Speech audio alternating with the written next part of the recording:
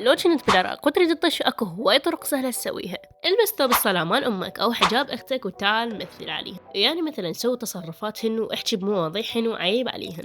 هذا الشي حاليا شائع كلش بالعراق والوطن العربي، يعني مثلا عيب على المكياج، على لبسهن، قلدهن، شي تسوي المهم حركات اختك وامك، او مثلا نساء العائلة، او مثلا تعال احكي بمواضيعك الشخصيه مثل واحد من المشاهير ومواضيع بيتكم كلها، خليها يعني عادي على السوشيال ميديا، او تطلع زوجتك او امك او اختك وتخليها بفيديو، يعني باعتبار تخليها كصوره ورا الفيديو بس هيجي، لا تخليها تسوي اي شيء بس خليها تطلع بالفيديو.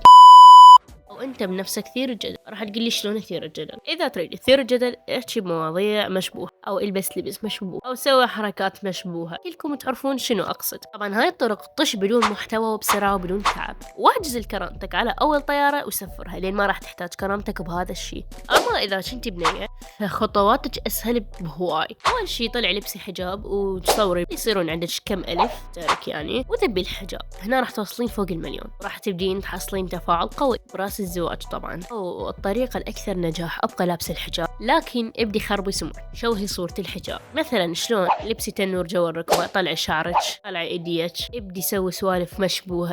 أما إذا كنتي ما محجبة فما عليك إنه تبرزين مفاتنك وتسوين حركات مشبوهة، هنا كلها راح تلزق عليك صدقي. أو ابدي نشرة عن النسوية وما أعرف شنو، ابدي غلطي على الفئة الثانية يعني هم الرجال وما أعرف شنو، وسوي نفسك دكتور أو فلسفة بالنصائح واحكي نصائح ما لها داعي، يعني بين قوسين بدون محتوى. أما النصيحة الأخيرة اللي راح أقدمها، هاي النصيحة تفيد الطرفين. إذا كنتي ولد أو بنية سوي هاي الشغل، روح افتح بث واسحل كرامتك بالقاع مثل حس وغيرهم، واصعد براس الزواج، هم تحصل شهرة وهم تحصل فلوس، بس لازم تتخلى عن شيء وهو كرامتك وعزة النفس.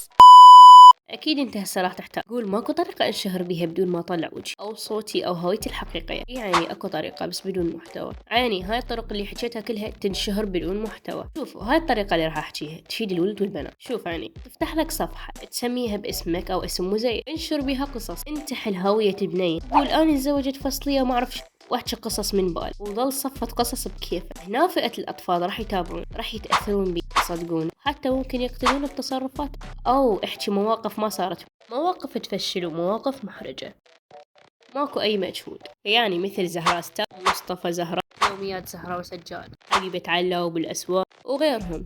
كذلك اكو فئة تشوفهم منتشرين هاي الفترة ما عندهم محتوى، يدعون انهم يقدمون محتوى، من يسولفون عن موضوع يعني يشبهونه في الشارع، يظلون يفشرون، يغلطون، يحجون كلام مخل بالآداب العامة، عودهم مكهول وما أعرف شنو مثل مخلد وغيرهم. هذول فئة المزعطة يموتون عليهم.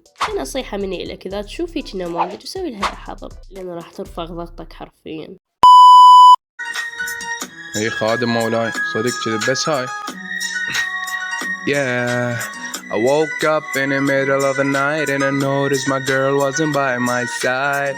Could have sworn I was dreaming for her, I was fiending, so I had to take a little ride.